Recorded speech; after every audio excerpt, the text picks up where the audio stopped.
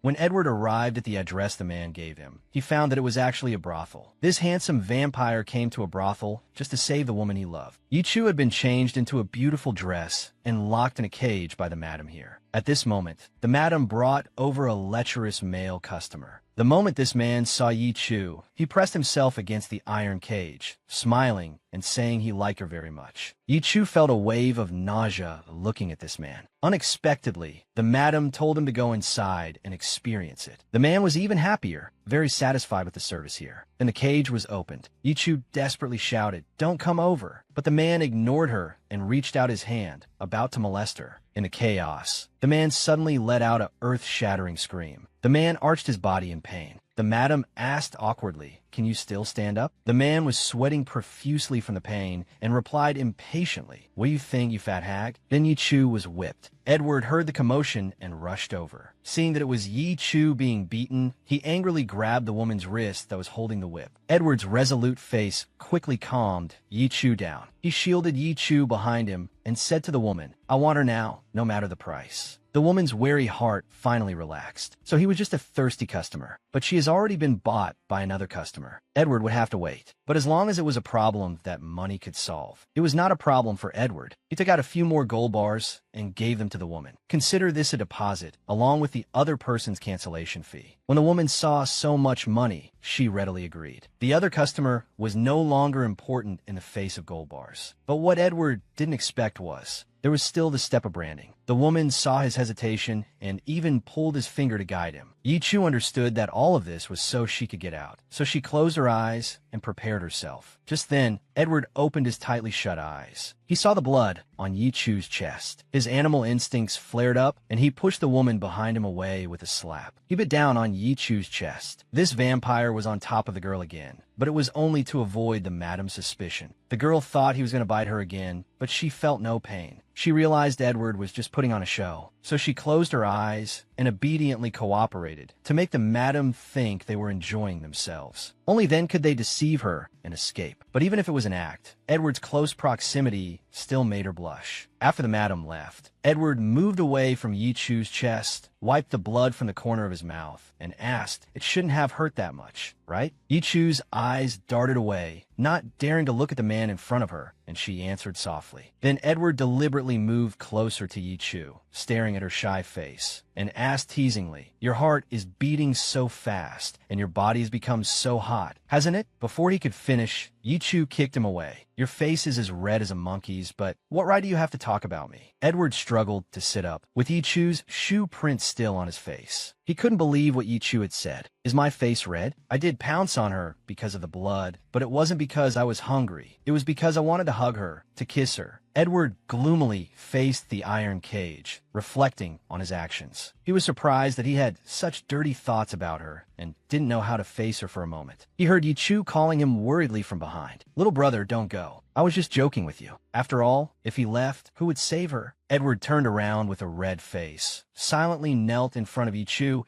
and unlocked the mysterious. But the iron chains on her hands could only be opened by a craftsman outside. So he carried Yi Chu and left this haunted house. The ladies soliciting customers in the hall were instantly filled with jealousy. One asked Edward sarcastically, "How could you like such a plain girl?" Yi Chu pouted and snorted. "Then what kind of girl are you?" They were about to reach the exit, but unexpectedly, that trafficker again reported to the madam that they knew each other before. A group of people blocked their way. Edward had no choice but to put Yi Chu down and prepare to fight. At this moment, the madam laughed sinisterly. "If I didn't have a few tricks up my sleeve, how could I run this business?" As soon as she finished speaking, Yi Chu's stomach began to hurt intensely. This girl was almost sold to a rich man, but was fortunately rescued by this vampire. But just as they were about to get out, the medicine the madam had fed the girl suddenly took effect. According to the madam, this medicine would cause severe abdominal pain and convulsions throughout the body. Yi Chu lay on the ground in pain. Seeing Edward fighting so many people alone, she shouted, "Don't mind me, just go." Just then, the little one in red appeared again. Although he was young, he understood a lot. Seeing the situation, he knew the madam was stirring up trouble again. At this time, they couldn't just sit and wait. They had to save her. His small body stood in front of Edward, and he roared fiercely at the madam. "He is the Duke's son. You can't afford to mess with him." Edward had never told anyone that his father was a duke. He didn't understand how this little one knew. The madam thought hard, but couldn't remember which duke it was. The little one wanted to remind her, but found that he had forgotten too. Edward behind him told him it was Duke Blanqui. Hearing this name, the madam instantly backed down. The man in front of her did resemble the Duke a little. If that was true, it would be troublesome. But she was a shrewd person after all. Leave the girl here while I investigate. If he really is the Duke's son, I'll send her over immediately. But if not, so she let Edward go and kept Yi Chu there, using the contract as an excuse. The little one saw Edward's predicament and comforted him. I have a way. Don't worry. Yi Chu also said that the madam just wanted to use her to make money and wouldn't kill her easily. Edward had no choice but to leave Yi Chu and make other plans. While walking on the street with the little one, he learned that the little one didn't know he was the Duke's son. He just thought he looked like one and said it randomly. The little one also told him that his older sister worked inside and knew all the arrangements. As long as they confirmed the madam's schedule and figured out an escape route, it should be fine. Edward gratefully patted the little one's head, but in his heart, the little one was hatching his own little plan. The next day, Edward came again with more money to buy Yi Chu's freedom, but was turned away by the butler, who said she was not well enough to receive guests. She was given a drug that could make people reveal their true inner desires. In a short time, she could become incredibly fierce, dressed sexy and glamorous. She waited for the customer's arrival. Although Edward had given the madam a lot of money to buy her freedom last time, the madam had no integrity and sold Yi Chu to a higher bidding male customer. She also blocked Edward at the door because she had found out that the Duke's only son was staying in his fief and was not here. Edward didn't argue with her. After all, he was an illegitimate son, so it was normal that others couldn't find information about him. Right now, saving her was urgent. Having been turned away at the door, he decided to find another way in, climbing over the wall. Inside the room, the man lecherously pushed Yi Chu onto the bed. Yi Chu, with tears in her eyes, prayed for Edward to come save her quickly. The man looked at the girl's desperate face with even more glee. He said maliciously,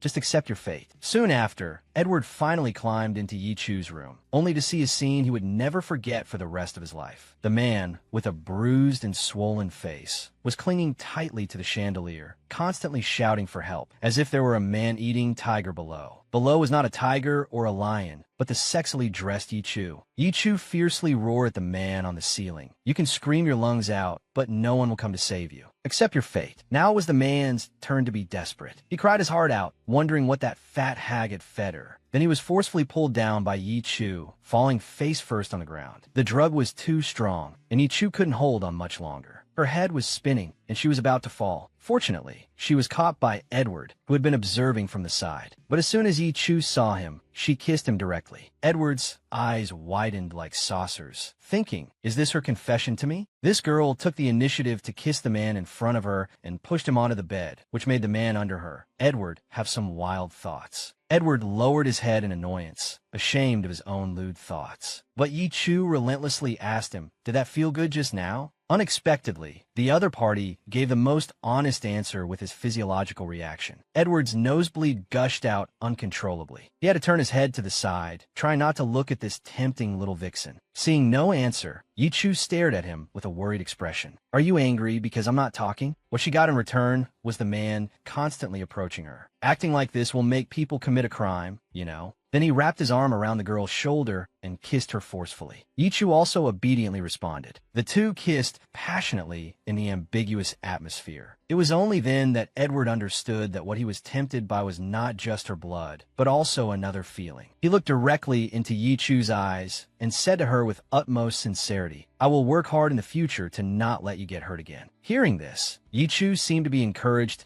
and launched an even more ferocious attack on Edward. After pushing him down, she straddled him. No matter how he tried to persuade her, Yi Chu refused to stop. This was something Edward had not expected. He looked at the girl in front of him in disbelief. I didn't know you had this other side to you, but it's not safe here. Let's go back. At this moment, the other person in the room couldn't help but speak up. Don't touch my little sweetheart. I paid for her. Tonight, I am her master. But not even 3 seconds later, he was punched again by Edward. His already bruised face now had another mark. He was very angry. With the mentality of, if I'm miserable, you won't be happy either, he told Edward the truth. Don't dream. She's just out of control because the madam gave her the wrong medicine. Don't think she's acting like this because she likes you. Then he burst out laughing. Edward, who learned the truth, looked at the coquettish Yi Chu in his arms, his heart filled with mixed feelings, unable to express his bitterness. Is it really just because of the drug? I just confirmed my own feelings, and I thought we had fallen in love. What is it like to have the person you like you back? Edward learned from the little one's sister that the drug Yi Chu took contained mandrake root. This drug can make people speak the truth. Edward's furrowed brow finally relaxed. So Yi Chu's heart had been longing for him all along. He happily thanked her and left with the person in his arms. But the drug Yi Chu was unusually active. Not only did she insist on going back to Edward's house, but she also insisted on sleeping in the same bed with him. And so, the two of them lay in that position for the whole night. The next morning, Edward was startled awake by a woman's scream. Yi Chu angrily questioned him. What is this situation? Edward hurriedly explained that he had rescued her and brought her back. But she didn't believe him at all. If you brought her back, why didn't you take her to a hotel instead of bringing her here, and in such a disheveled state? Edward frantically explained that he would never take advantage of someone's situation and helped her recall what happened on the way home. But he still concealed the matter of the brothel, because he didn't want her to be too embarrassed. After hearing this, Yi Chu covered her face in shame. She had indeed misunderstood him, but she still felt that something was strange. Could it be that she did something even stranger last night? Just as she was trying hard to remember, a large hand suddenly appeared above her head, startling her. Edward said softly to her, "If you can't remember, don't think about it. Go wash up. I'll go make you breakfast." Yi Chu looked at his face and was dazed for a moment. This feeling was like being with a lover. She was thrown into confusion. Did I say something I shouldn't have last night? While Edward was preparing breakfast, someone brought a message. Yi Chu's brother had been found. This should have been good news. But the moment he received the news, he worried that if Yi Chu found out, she would leave him immediately. He was already sure that the person he liked also liked him back. But at this very moment, he found Yi Chu's brother. This meant that the person he liked would be leaving him. But no matter the outcome, he had to try to make her stay. So during the meal, he directly asked Yi Chu, "Are you willing to stay?" Yi Chu was stunned by the sudden question. Before she could react, he took her hand again and said seriously, "I think I might have fallen for you. Can we try dating?" Such a direct confession left Yi Chu at a loss. She lowered her head in thought. Edward liked his fiancée so much before. How could he have moved on so quickly? Is he trying to suck my precious blood? So she asked Edward doubtfully what he liked about her. But he couldn't answer. It was just as she thought. This man was just trying to trick her for her blood. The misunderstood Edward tried to prove himself, excitedly taking her hand and placing it on his chest. And he told her the news about finding her brother. He knew she would definitely leave this place, so he just didn't want to miss out on the person he liked. But Yi Chu was only concerned about whether the news was reliable and showed no reaction to his confession. Edward was a little embarrassed. Sure enough, her brother was the most important person to her. Just then, the door was suddenly kicked open. The person who came and aggressively accused Edward of his crimes, saying he was suspected of murdering the man in the brothel. Then he was taken to a gloomy, secret room. A long-haired man sat in front of him. The man came to the corpse and said, "You killed the one person you shouldn't have in the brothel last night. The evidence is conclusive. What else do you have to say?" Edward knew he hadn't killed this person. This was clearly someone trying to frame him. The purpose was to force him to give up his position as the leader of the hunters. Seeing that Edward wouldn't admit it, he brought in a witness. And the so-called witness was actually the sister who had helped him save her. The maid who had partnered with him to save someone at the brothel yesterday was now standing on the opposite side. The woman tremblingly accused Edward of his crimes, saying that he not only forced her to lead the way, but she also saw him kill someone with her own eyes. After hearing this, the long-haired man took out a tool and told him to kill himself. Edward could see that the other party was after his position as leader and had set him up. He said he had no interest in power struggles. Unexpectedly, the other party became even more aggressive, insisting that he take the blame for this fabricated crime. Edward got angry. His eyes turned scarlet, as if he had become a different person. Then he rushed towards the man at lightning speed and slammed him heavily to the ground. The man was terrified by this astonishing strength and raised a cross that could subdue vampires high. "This is treason. I will report you to the higher-ups." But Edward was not afraid at all. He said coldly that he only knew that dead men tell no tales. Hearing this, the man suddenly felt that things were not good. Even if he had to die, he had to take someone with him. So he pulled the maid in front of him and plunged the sharp cross into the woman's body. Fortunately, Edward rushed forward in time and pushed them away. The man looked at the powerful vampire in front of him, angry and afraid, and asked in pain, "Why have you become like your own kind?" Edward leaned down and answered firmly, "Because only by becoming strong can I protect the people I want to protect." Unexpectedly, this sentence was misunderstood by the maid on on the side. The woman blushed and thought, could the person he wants to protect be me? After everything here was settled, Edward carried the maid back to his home. Because the madam already knew what happened last night. If she found him, she would definitely kill him. So he had to lie low for a while. The maid lay on Edward's back and thought sweetly, he's such a good person. Even though I gave false testimony, he doesn't hold it against me and even took me to see a doctor. It would be great if I could marry him. At home, Yichu was curled up on the sofa, worried. She had been waiting here for a long time. When she heard footsteps, she suddenly perked up. Then she quickly ran to open the door. But what she saw was Edward carrying another woman. The man who had confessed to her in the morning was now bringing another woman home. Under Yichu's mistaken gaze, Edward carried the maid into the room and ordered his subordinate to find a safe and secret hotel for her to recuperate. Yichu, on the side, felt unbalanced. She had been worried about him all day, and now he was helping another woman find a safe and secret hotel. What was this fickle man trying to do?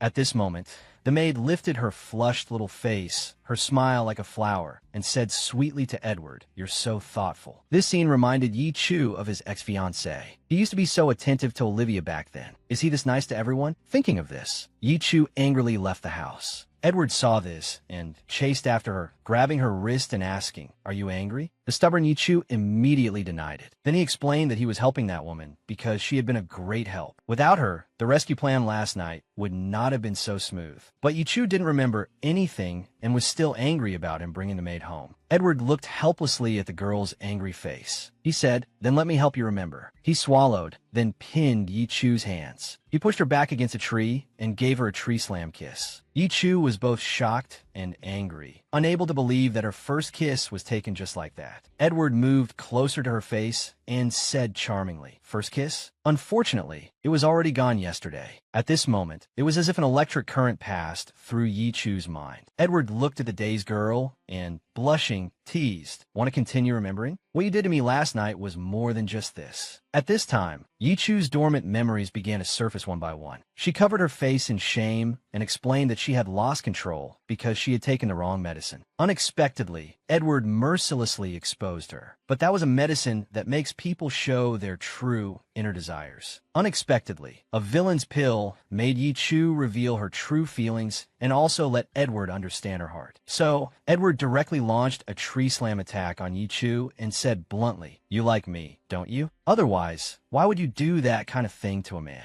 That kind of thing he was referring to was her pushing him down and forcefully kissing him last night. Hearing this, Yichu's face turned red, and she lowered her head without saying a word. She thought to herself, this guy doesn't understand girls at all, being so aggressive. But she was too embarrassed to refute, so she could only pretend to be angry to ease the awkwardness. After pushing Edward away, she left in a huff, shouting as she ran, "Forget it, you can indulge in your own fantasies." But unexpectedly, he, who was already in an awkward situation, tripped over a large rock. Now he had no choice but to be supported. Edward picked him up like he was carrying a child and said very seriously that from now on, this would be their exclusive pose. Yichu found the position extremely awkward, but in the face of absolute strength, all struggles were futile. He had no choice but to be carried all the way like this. Upon arriving home, Edward, unlike his usual cold self, enthusiastically helped Yichu take off his stockings and treat his swollen ankle. Although he felt ashamed having his foot touched, he had to admit it was quite comfortable. Seeing the look of enjoyment on his face, Edward asked, "Does this feel good?" Yichu realized he had lost control of his expression and then froze like a wooden doll. Just then, Edward repeated the question from the morning, asking if he was willing to try dating him. Yichu was in turmoil. On one side was the brother he had been longing for, and on the other was the boy he liked. He was at a loss. He said he needed to observe a little longer. As for his actions last night, he would also take responsibility. Edward happily replied, "It's a deal." The maid standing by saw this and thought with displeasure, "Are these two doing this on purpose for me to see?" She had lost her job to save this prostitute and was now being hunted by her former boss. And now she had gained nothing. They should both pay the price. Edward was already taken, but this maid insisted on interfering. Seeing that her goal was not achieved, she planned to use witchcraft for revenge. Late one night, she went alone to a witch's house. After handing the mirror she had taken from the brothel to the old woman, she said, "This is what you've always wanted. I remember you said this could be used as a ritual instrument." The witch took the bronze mirror and then handed her own magical items to the maid, a bottle of purple potion and a wrinkled piece of paper. It was said they could help her realize her wish. After getting what she wanted, she returned to Edward's residence satisfied, looking for an opportunity for revenge. At this moment, Yi Chu was sleeping peacefully in Edward's bed. He hugged the quilt and took a few deep breaths. A fragrance entered his nostrils, making him think to himself that Edward was indeed quite flamboyant. Before this, he had already reached an agreement with Edward's father to send Edward to another dimension. This way, he could avoid being hunted again. The boy's unfamiliar figure seemed particularly suspicious in the dead of night. He soon caught Edward's attention. Edward quickly drew his sword and rushed to the boy's side, but he froze upon seeing the boy's true face. The person before him was none other than Yi Chu's brother, Yi Hua. The boy was curious how he knew him. As Edward led him home, he said that not only did he know his name, but he also knew all of his preferences. Just as the boy was marveling at how excellent Edward's intelligence work was, Edward tentatively spoke up, saying that his lover was Yi Chu, his younger sister. The boy was stunned for a moment after hearing this, then said seriously, "You can eat whatever you want, but you can't just say whatever you want." Yi Chu, in his sleep, heard a familiar voice and ran out, throwing himself into his brother's arms and crying loudly. The boy also took Yi Chu into his arms, constantly apologizing to him, saying it was his fault for being missing for several years. "From now on, just stay by my side." Hearing this, Edward was jolted. How could this be? What's it like when your rival in love is your brother-in-law? After being separated for several long years, the siblings were finally reunited tonight. Yi Chu hugged his brother and shed tears of happiness, crying and promising to keep a close eye on his brother from now on and not let him run away again. This should have been a very happy occasion, but someone was quietly worrying, because the girl he had worked so hard to win over was about to slip away. When his brother asked Yi Chu to go back with him, Edward stopped Yi Chu, saying it's so late, it's probably not convenient. Why don't you stay the night and keep him company? The brother, understanding the hint, could only bow politely and say goodbye. But as soon as he turned around, Yi Chu behind him cried out, "Don't leave me behind," and followed him without even changing out of his pajamas. Afterward, he didn't forget to turn back and say to Edward, "You have to take care of yourself. I'll come see you again." The brother adjusted his glasses, a smug look of victory on his face. He had easily handled the situation. With skills like that, you think you can steal my sister? Edward, left behind, was petrified. He never thought that after all his efforts, he would fail to keep both her heart and her person. If he had known, he would have pretended not to know her brother when they first met and started a big fight. At least he was very confident when it came to protecting his partner. Just then, the maid suddenly appeared from behind, thoughtfully draping a coat over him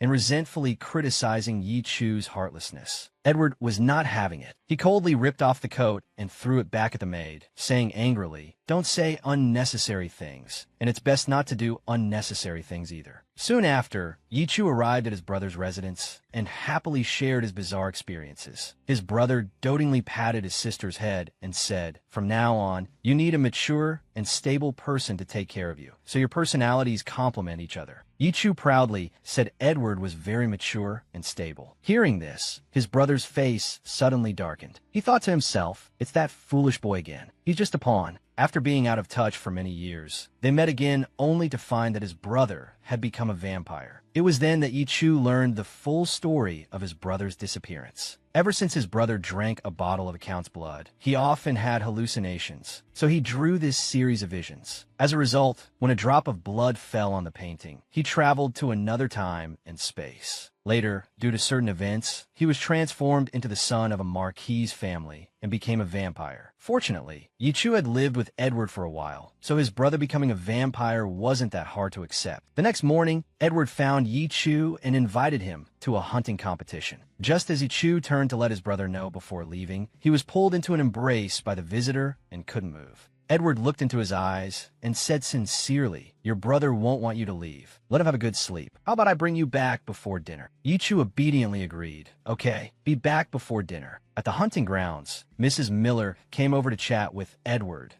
"I.S. this your fiancée? She's so cute." Yi Chu frantically explained that she wasn't, while Edward said nothing behind her, letting others tease them. Only after they left did he show his true colors. He wrapped his arms around Yi Chu's waist and said, "Is there a difference? It will happen sooner or later anyway." Then, Yichu saw Edward's face slowly approaching, so she also closed her eyes to welcome the kiss. But what she felt was not soft lips, but a sharp pain from her neck. He was biting her again. Yichu's cries attracted the attention of onlookers. Embarrassed, she had to cover her mouth, but Edward behind her showed no signs of stopping. The boy buried his face in the girl's neck without a care in the world, while the girl cried out in pain. Passers-by thought they were being affectionate and whispered nearby. Yichu shyly shut her mouth, wondering if they had misunderstood something. After a long time, the greedy mouth finally left Yichu's neck, leaving 2 shocking bite marks. After drinking his fill, he was instantly energized. He confidently wiped his mouth and said, "Thanks to you, I'll definitely get first place this time." However, the next second, a weakened Yichu collapsed. Seeing Edward's smug look, she couldn't help but curse, "You're happy now. You're not the one in pain." Edward quickly apologized to Yichu. He said he wanted to give her a reward. After speaking, his face slowly approached hers. Since that was the case, Yichu wouldn't be polite either. She puckered her lips, waiting for his soft lips to press against hers. But to her surprise, Edward only gave her a small peck on the forehead. She looked at him with disbelief, thinking, "Is that all?" This little expression was caught by Edward. He fearlessly continued to add fuel to the fire. "You look unsatisfied. Did you think I was going to?" Before he could finish, he had a close encounter with Yichu's fist.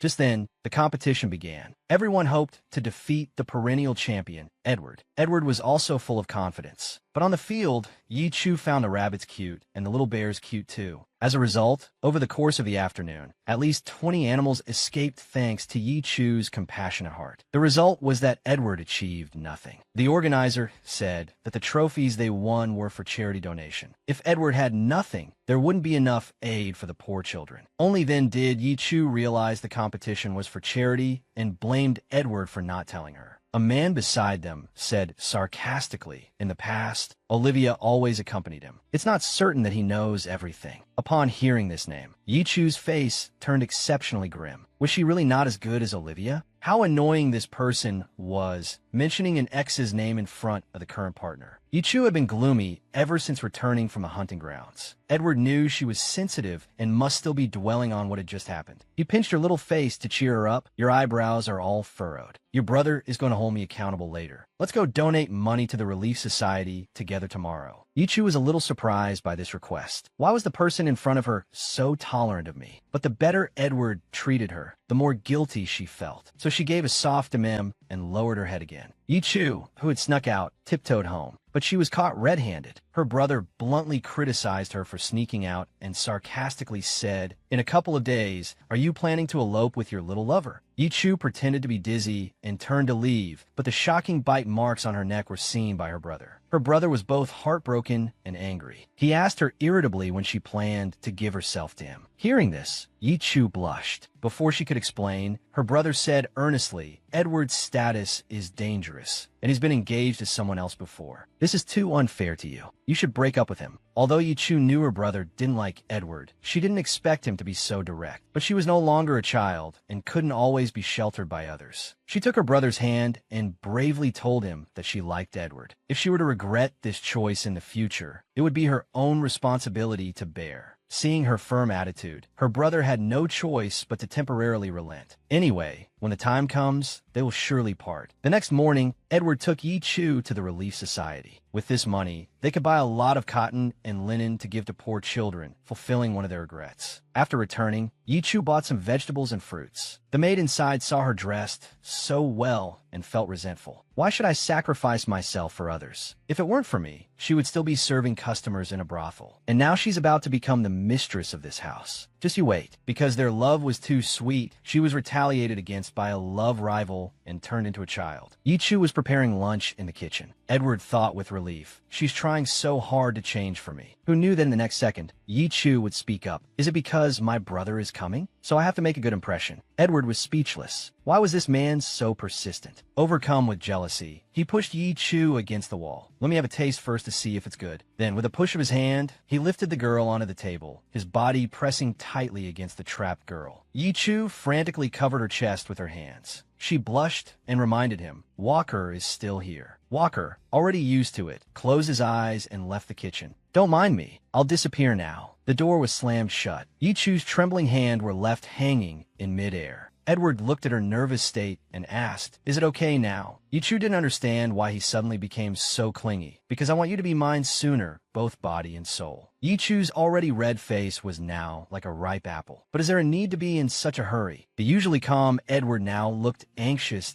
"I can't bear it any longer." "How much longer is that man going to occupy you?" Hearing this, Yichu burst out laughing. This childish guy was even jealous of her brother. As she was laughing uncontrollably, Edward suddenly wrapped his arm around her neck and kissed her. This time, she felt something strange in her body during kiss. Her body felt like it was melting. After succeeding, Edward left her soft lips and said with a wicked smile, "You can only have me in your heart." Got it. But when he opened his eyes, he saw an incredibly shocking scene. Yichu had turned into a small child. Her small body was enveloped in an empty dress. Her once slender arms were now chubby. Her feet were also a whole lot shorter. How could this be? She angrily pushed Edward away and yelled in a childish voice, "What on earth did you do to my body? What's it like when your girlfriend suddenly turns into a cute little baby?" Yichu anxiously searched for a way to break the spell, but even after flipping through all the magic books, she found nothing. She didn't know who would be so wicked as to play such a prank. What if she couldn't change back in the future? With a loving expression, Edward patted her head and comforted her. "No matter what you become, I will take care of you for the rest of your life." Outside the room, the perpetrator of this prank was eavesdropping on their conversation. The maid felt strange. This potion should have been fatal to ordinary people. Why wasn't she dead yet? Just then, a man's stern voice suddenly appeared. "What are you doing skulking around here?" He then pushed her inside and told Edward that this person had been spying on them from outside. Only then did Edward realize that she must be the one who harmed Yichu. At this moment, the Duke saw the small Yichu at the side. This girl looks a bit familiar. But on second thought, the one before him was clearly an ordinary human. And even if that child from back then were still alive, she shouldn't be this age. He walked forward and gently stroked the well-behaved and lovely Yichu, but felt the aura of black magic. However, he couldn't clearly see what kind of spell it was. So he wanted them to return to his territory with him to ask a top-tier magician to break the magic on her. But Edward was very resistant, refusing to have any contact with the father who killed his mother. The Duke had no choice but to offer a meeting with his mother's soul in exchange. Edward asked the nearby Yichu with his eyes. Yichu readily replied, "I'll listen to you. I'll go with you wherever you want to go." He was very touched by her words and hugged Yichu tightly in his arms. "Thank you, but it's too risky for you to follow me," Yichu said with a proud and cold expression. "What can I do? It's my bad luck to have fallen for you." The father behind them, who witnessed everything, was stunned. "So my son likes them childlike." After a while, the couple had still not finished their tender farewells. Just leaving home was made to seem like a life and death parting. The father and his mount waited impatiently outside the window. Seeing the dragon, Yichu was like a curious baby, sitting excitedly on the dragon's back. The father teased from the side, reminding Edward, "You have to ensure my daughter-in-law's safety." To win over this man's sister, Edward even had his own subordinate throw himself at him. Inside the room, two men at a candlelit dining table looked at each other strangely. A maid was still dancing continuously. At this moment, Walker was the first to break the silence that I prepared most of this. "I wonder if it suits your taste." The man with glasses stood up and coldly refused. "Sorry, this is not my cup of tea." "Excuse me." After speaking, he turned to leave. Seeing that the plan was about to fail, Walker hurriedly ran forward to explain, "You've misunderstood. This is not my cup of tea either. It's just that the boss said I must treat you well so that you would approve of them." But unexpectedly, he ran too fast and tripped over the door, coincidentally falling onto the man with glasses. Now, there was no way to clear his name. The man with glasses grabbed Walker by the collar with a wicked smile. "Didn't you say this wasn't your cup of tea? Then why are you blushing? For your boss. You've even resorted to throwing yourself at me." He then tightened his grip and pulled the boy up, shouting, "Where did Edward take my sister?" Although Walker was scared, he would never betray his boss. The man with glasses had no choice but to take out his magic wand to intimidate him. "I have plenty of ways to make you talk." Faced with such a dilemma, Walker was on the verge of tears. This isn't right. We're family. At this time, the young couple had already arrived at Edward's father's territory. Yichu, who had turned into a baby, peeked out from his embrace and looked around. I didn't expect Edward to be from a rich and powerful family. Doesn't this just become a story of a domineering president falling in love with me? After reaching the rooftop, the father took out a soul-capturing magical instrument. Inside, it was the spirit of Edward's mother. The young couple behind him looked at the magical instrument with anticipation and asked, and then they saw the father with a fawning smile, seeking his mother's forgiveness.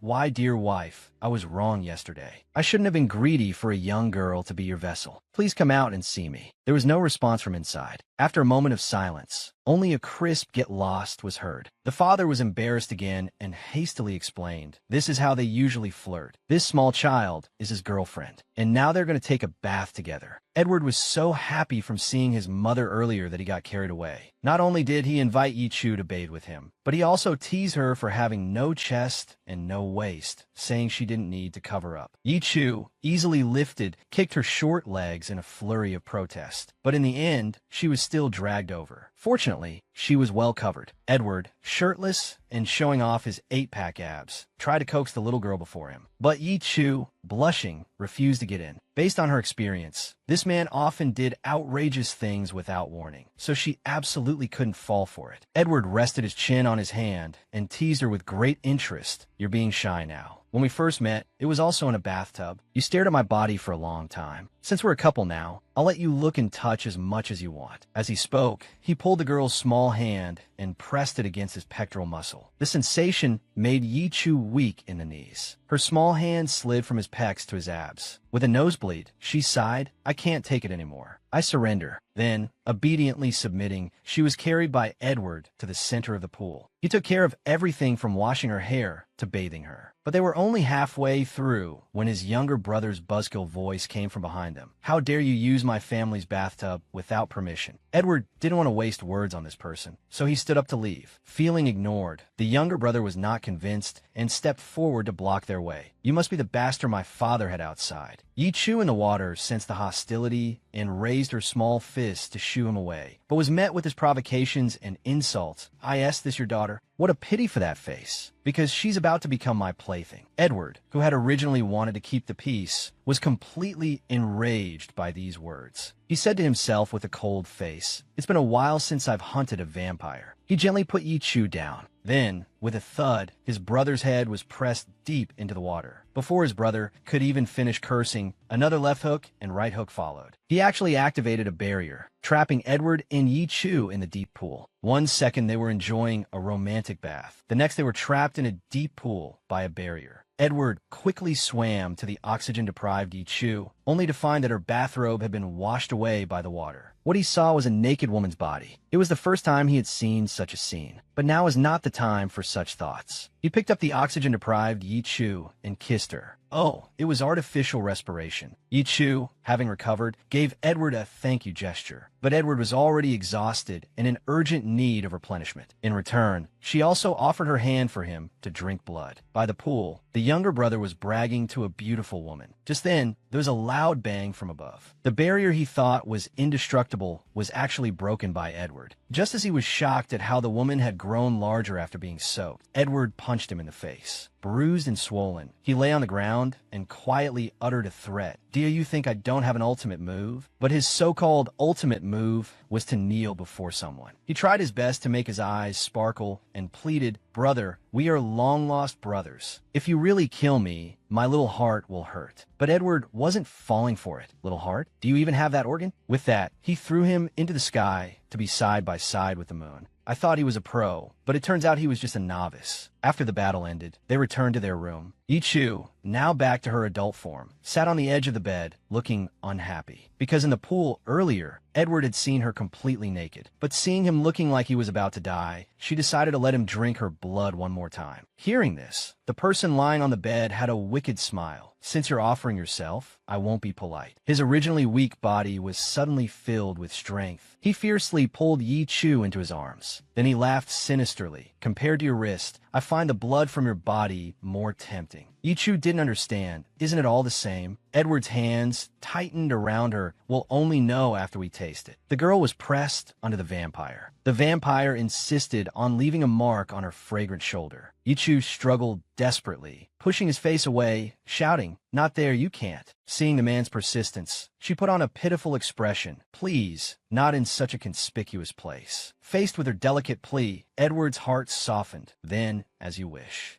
Then his restless hand wandered around the woman's waist. In a moment of carelessness, he quickly untied her belt. "Then this place shouldn't be discovered." This action made Yi Chu leap up from the bed. She questioned the man before her in terror. "What are you trying to do to me?" Edward said matter-of-factly, "Of course, I'm doing something embarrassing. It's not the first time anyway." Then he held Yi Chu's flushed face and caressed it up and down. "And wouldn't it be blissful to drink blood from such a wonderful place on my lover?" But what was beautiful in the eyes of vampire was terrifying to a human. Yi Chu looked at him as if he were a devil. Edward had to calm down first. Had he had a change of heart? Not all. The other party's resistance excited him even more. But he would consider changing the spot. So he lifted the girl's slender leg, thinking, the blood here should be delicious too. A wave of pain hit her, and Yi Chu couldn't help but shut her eyes tightly. "Well, I have to get used to this in the future." Hearing Edward's satisfied gulp made her feel even worse. This bastard only cared about his own pleasure and not her feelings. She stood up angrily and pounded Edward's chest with her small fists. Seeing her making a fuss, Edward quickly held her nightgown in place. "Honey, you're exposed again." Now, all they needed was a vessel to resurrect his mother, and the most suitable candidate turned out to be his own girlfriend. He shielded his girlfriend, Yi Chu, behind him and angrily told the person who suggested it, "Mother will definitely be resurrected, but you won't lay a finger on my woman." His father by his side also had murder in his eyes and furiously yelled at his subordinate, "Do you think I'm a beast like you? Look how scared you've made my daughter-in-law." The subordinate then explained that it was just sharing a body, and Yi Chu's life would not be in danger. Fortunately, he explained it clearly, otherwise this father and son duo might have skinned him alive. It's just that because Yi Chu would have to carry 2 souls every day, she would become weak. This would require daily, loving nourishment. They didn't understand what loving nourishment was. The subordinate said slyly, "It's that thing, you know." Apparently, the young couple overinterpreted this sentence and began to fidget shyly. When they heard it was just a full-body massage, they were both stunned. Not speaking clearly is really asking for a beating. In the end, Yi Chu agreed amidst everyone's expectations. The lady was successfully resurrected. As soon as she woke up, she pinched the father and son's cheeks and said, "You two selfish guys, you're tormenting someone else again." The little girl's fierce look was definitely the lady's. But before Edward could chat with his long-lost mother, he was hurriedly shooed away by his father. Because he had now become a third wheel, he had no choice but to leave. Before leaving, he warned his father not to touch Yi Chu's body. At this time, the beaten younger brother was complaining to his grandfather. He didn't know what kind of trick Edward used to easily break through his indestructible barrier. The grandfather's gaze was sharp, with a look of confidence. He became so strong because he drank that woman's blood. That creature is not human at all. The pure and kind girl was actually the daughter of the demon clan. Back then, the vampire clan fought against the demon clan.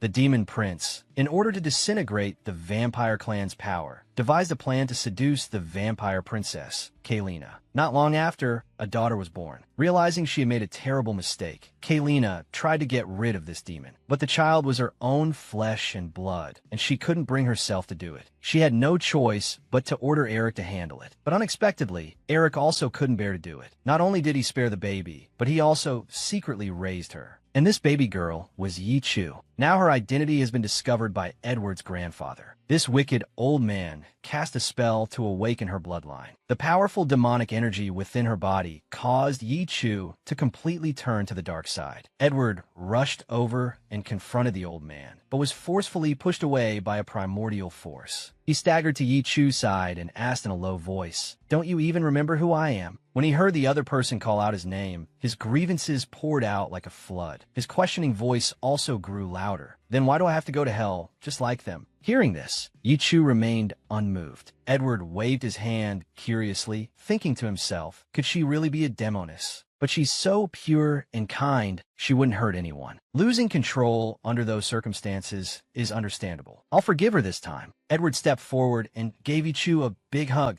"Don't worry. I can even accept the miniature version of you. I'm totally fine with the dark version too. As long as it's you, I even find your little horns cute." Yi Chu, being touched all over, was a bit displeased and quickly dodged a step away from him. Edward smiled with relief. This is more like her usual self. Just as Yi Chu was pondering whether identity and race were that important, important. An evil voice echoed in her ear. Your mission is to send them to their graves. Just like that, Edward, who was reveling in his success, was suddenly thrown out by Yi Chu. Before he could react, with another thud, Yi Chu rushed in front of him, smashing the wall behind him to pieces. Seeing that her fist was about to land on his face in the next second, he quickly grabbed the woman's wrist. Are you crazy, girl? What kind of evil spell are you under? It was his subconscious remark that made him realize Yi Chu must be under a spell. That makes things easier. He then cupped the dazed woman's face and, amidst the chaos, kissed her. His beloved has turned into a demoness. He actually used a kiss to break the spell, but was mistaken for a pervert by the irrational Yi Chu and punched in the face. He held his swollen face and lamented to himself. Fairy tales are all lies. Doesn't it say the prince's kiss will turn her back? This method clearly didn't work. But to save his lover, he couldn't just stand by.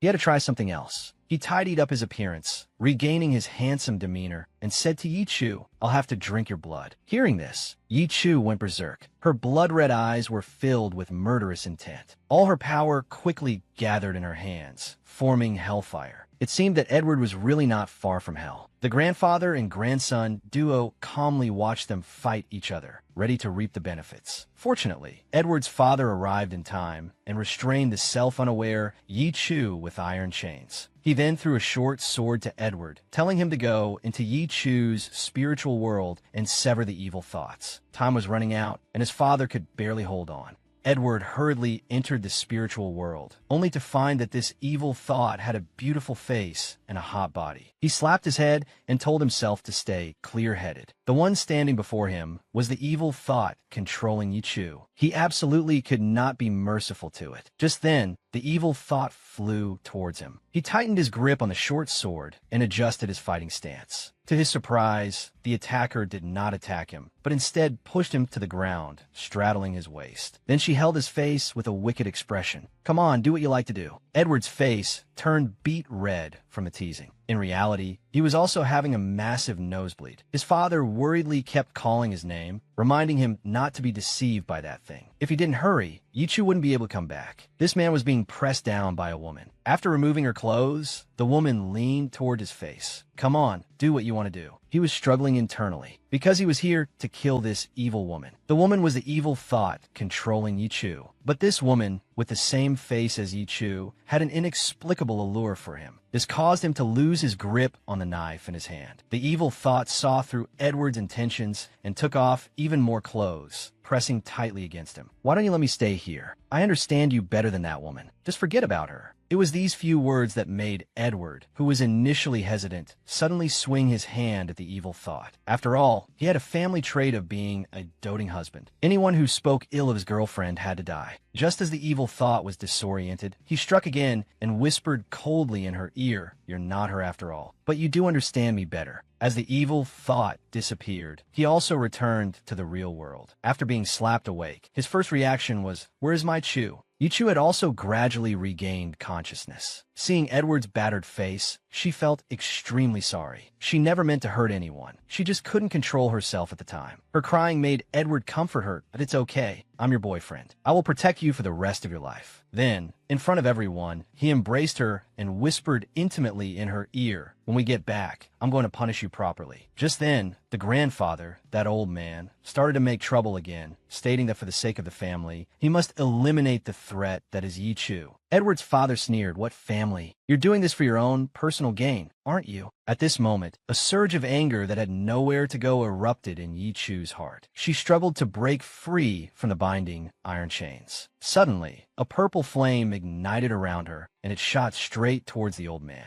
Already unsteady on his feet, he had nowhere to hide and fell flat on his back. Yi Chu's big eyes were filled with innocence. How did my imagination become reality? Am I really a demon? Her father, standing by, also broke into a cold sweat. The little demon's power has awakened. My son will have to fend for himself from now on. This man showed off his 8-pack abs and asked the woman before him to help heal him. The The woman suspected he was using treatment as an excuse to be a rogue, so she turned to get ointment from a maid. But she was pulled back by Edward and roughly thrown onto the bed. Looking at the man whose strength was far superior to hers, she had to surrender, saying she was willing to offer her blood as atonement. But Edward felt that the crime of attempting to murder her husband was too great to be paid for with just blood, so he came up with another plan. He told Yi Chu that angels who have sinned fall and become demons, and they carry a powerful healing ability. Now was a good opportunity to test if she was a demoness. Yi Chu apparently believed Edward's nonsense and asked with her round eyes how to test it. Edward bared his chest and slowly approached her, his smile laced with ill intentions. "You hurt me this badly. You should at least show some sincerity. Lick my wound and see if it heals." After a moment of mental preparation, Yi Chu, she nervously closed her eyes, stuck out her small tongue, and started to lick the wound. But the wound didn't heal. Edward thought to himself that she was so easy to deceive, but her cute appearance was truly adorable. He patted Yi Chu's head, indicating that other places also needed to be healed properly. Yi Chu chuckled as if she remembered something, then suddenly flipped him over onto the bed. "Since you want to play, why don't we do something more exciting?" The man underneath her was sweating from her powerful aura. He had forgotten that the woman before him was a little demoness. Would he die a horrible death later? Yi Chu, sitting on his waist, had a cold expression. Just then, he felt the woman lift the clothes on his abdomen. He instantly became alert. Not here.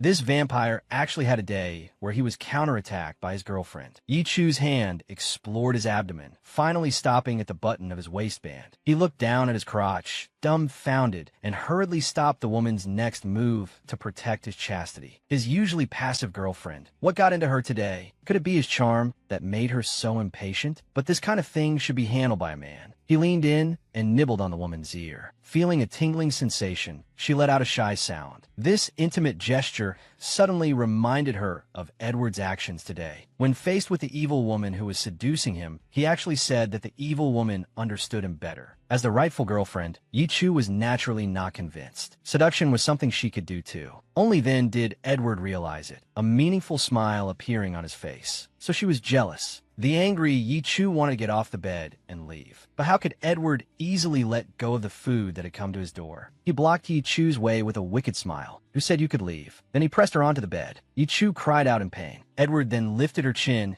and said seriously, "Are you ready?" It's no use trying to stop halfway. Then, Yi Chu's clothes were pulled down by his wicked fingers. Seeing the man's determination to devour her completely, she couldn't help but tremble and oh no. "I'll be eaten alive like this." Just as Edward was about to take another step, a sudden blow to his face completely extinguished his interest. Yi Chu dodged to the side, panting heavily. She had almost been eaten. She really wasn't ready yet. Edward covered his mouth and chuckled. "You said you'd give yourself to me, but you ran away again. Come here. I knew this would happen. But when we get back, I won't be so merciful. What's it like when your younger sister becomes a hunter?" Yi Chu was sleeping quietly. Edward's gentle gaze seemed capable of melting ice. He silently checked the wound on his chest. Ever since Yi Chu licked it, it had healed not long after. She really was a little demon. In her sleep, Yi Chu dreamed of her childhood. She used magic to help Edward play pranks, but her mother found out and locked Edward up. This woman with a mole in the corner of her mouth is Edward's mother, and also Yi Chu's adoptive mother. After Yi Chu was abandoned, they secretly raised her. Although not their biological child, they treated her as their own. Until one day, her biological mother with a facial tattoo found her. From then on, the secret of raising Yi Chu was exposed. Due to the vast difference in status and power between her adoptive parents and biological mother, they could only watch helplessly as she was forcibly taken away by her biological mother. Trapped in a nightmare, Yi Chu trembled all over, making whimpering sounds. Edward sighed heavily and pulled her into his arms. There, my dear. I will always be with you." But after a long time, Yi Chu still couldn't wake up from the nightmare. This couldn't go on. Edward puckered his lips and said indistinctly, "If you don't wake up, I'm going to kiss you." At this moment, Yi Chu suddenly reacted, "Don't let go of me. Let me go." Edward was a little disappointed. Does she hate me that much? Then the sleeping girl said again, "Let go of me, you bad woman." Edward realized she wasn't talking about him. There was still a way to wake her up, but it was a bit risky. With his smack, Yi Chu opened her blank eyes and then started hitting and scolding Edward. After coming to her senses, she told him about this strange dream. Edward found it truly absurd. She's a demon, and he's a vampire. How could they be siblings? Yi Chu had an incredulous expression, and I'm really a demon. Edward lifted the clothes on his chest. The originally scarred skin was now completely healed. This was enough to prove that she possessed powerful memory. In other words, she was not human, but a demon. But Yi Chu had parents and a brother in the human world. How could she be a demon? What's going on? He suspected his girlfriend was a demon, so he went to his father to confirm. As expected, his father told him that Yi Chu was a half-blood of the vampire and demon clans. Since her birth, she had been regarded as a scourge. Even her mother, Kaylina, wanted to get rid of her. The kind-hearted Edward's father secretly brought her home and adopted her. But in the end, she couldn't escape being discovered. Kaylina angrily took the child back and abused her. Later, Edward's father gave Kaylina a suggestion, saying that they could train Yi Chu to be a spy in the demon clan. Only then did little Yi Chu manage to survive. But the good times didn't last. Kaylina was defeated by Queen Anna and died tragically in this power struggle. And Edward's parents were also killed, their family destroyed and scattered. Little Yi Chu also went missing after that. Just as Edward was engrossed in the story, Yi Hua came looking for them. As soon as he entered, he demanded to know where his sister, Yi Chu, was. It seemed they couldn't hide it anymore, so they had to go back together. The atmosphere in the carriage was unusually awkward. Yi Chu broke the silence. She curiously asked her brother if they were biological siblings, and if she was adopted around the age of 5. Her brother's face suddenly darkened. "You figured out." Then he leaned in mysteriously to her ear and told her, "Actually, you're the child of the neighbor next door." But why did the Duke say she was a half-blood of demon and vampire clans? Her brother suspected she was talking nonsense, touched her head to check her temperature, and said seriously, "When you were 1 year old, you fell off the bed and cut your head. I was the one who called Mom and Dad." Then he showed her a family photo. This was taken when she was 3 years old. Yi Chu was confused. She had clearly dreamed that she was a demon princess, and she now had demonic powers. How could all of this be explained? Her brother closed his eyes and didn't want to bother with her, and no need to explain. "It's time for your medicine." At this time, in the Demon Clan's territory, a wizard told the prince that they had found traces of the Demon Clan within the Vampire Clan's territory, confirming it was the energy source of the little princess. The prince laughed out loud, because he would soon find a powerful ally. He ordered his subordinates to find the little princess as soon as possible. This subordinate had his own plans in mind. If he could marry the princess, then the position of lord would be within his grasp. What to do when your boyfriend and brother get into a big fight? As soon as they got out of the car, the brother received a report from his subordinate. Seeing their secretive behavior, Edward became suspicious. Ever since Yi Hua appeared, the Hunter organization had been ambushed and entrapped. Could this have something to do with him? But when asked, the other party remained tight-lipped. This made him even more certain that it was the person in front of him. He clenched his fists, ready to fight his future brother-in-law to the death. Fortunately, Yi Chu and Walker were there to stop them. Otherwise, his relationship would have been ruined by his own impulsiveness. Yi Hua just calmly turned his head and asked him if he was willing to give up everything he had now. If he was, he should go find him near the abandoned village in the western suburbs. But there was also a woman there who was eager to take Edward's life. He had to think carefully about what kind of life he wanted to live. After saying that, he walked away. After he left, Edward was worried all day, because Walker found out that the Hunter organization had been disbanded. At night, when it was supposed to be time to rest, Yi Chu was awakened by the sound of a shattering bottle. She hurriedly ran to the room where the sound came from a check, only to find Edward drinking his sorrows away. The sad man poured his heart out to Yi Chu.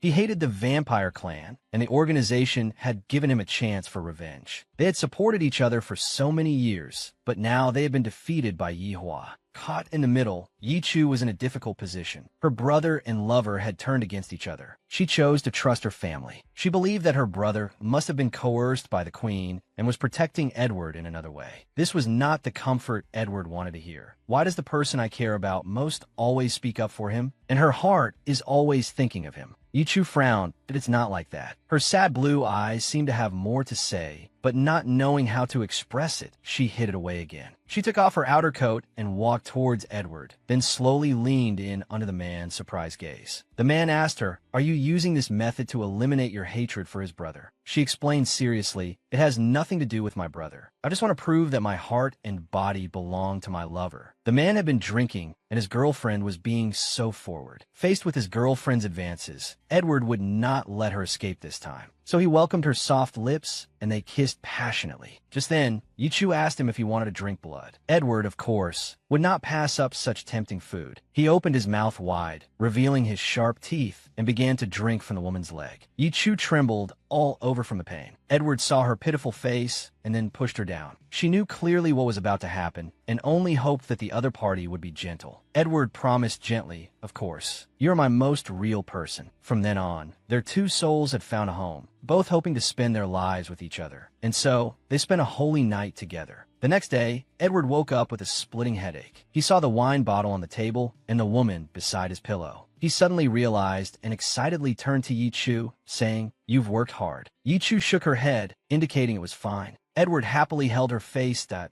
"So, we're semi-married now, right?" The woman was speechless and could only nod shyly. After getting her approval, Edward pulled her over. "Then I'll be responsible for the rest of your life." He then gently laid her back down to continue resting. He, on the other hand, was too excited to sleep and got up to make breakfast. He couldn't help but blush thinking about what happened yesterday. He thought to himself that he must treat his wife well in the future. Perhaps it was also because of his good mood that he made a very sumptuous breakfast, making the foodie Walker drool. The atmosphere at the dining table was relaxed and pleasant. But Edward thought of his organization again and of what Yi Hua had said to him. The two people beside him also noticed his mood. Walker looked at his boss's worried face and thought to himself that he had to do something. What's it like when a fated groom suddenly appears? On her way out to shop, Yichu bumped into a male demon. He was a subordinate of the demon prince, ordered to capture Yichu and bring her back to the demon world. The male demon grabbed her and spoke rudely, even saying he was her fated groom. Yichu angrily pulled her arm back, warning him that she was already taken and not to mess with her. The male demon instantly understood that he was no match for her, so he decided to help her evolve first before taking her back. Yichu used magic to scare the man away. The male demon was indeed scared, but he was unharmed. He patted his chest and took a breath. Then he chased after her again and grabbed Yi. "Chut,